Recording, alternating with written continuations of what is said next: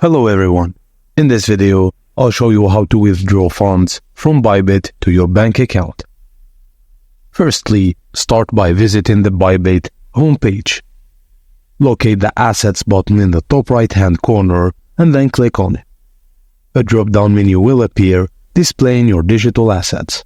From this menu, select either your funding or spot account to view your digital funds. Now, find the column for the specific currency you wish to withdraw, such as Ethereum, Bitcoin, Ripple, or others. Under this column, click on Withdraw button.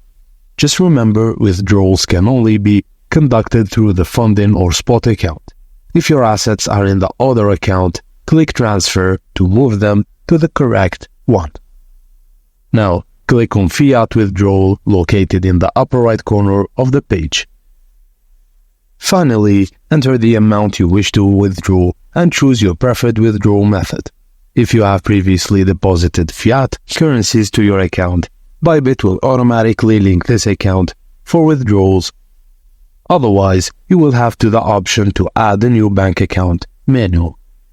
Thank you guys for watching, and please don't forget to like and subscribe for more.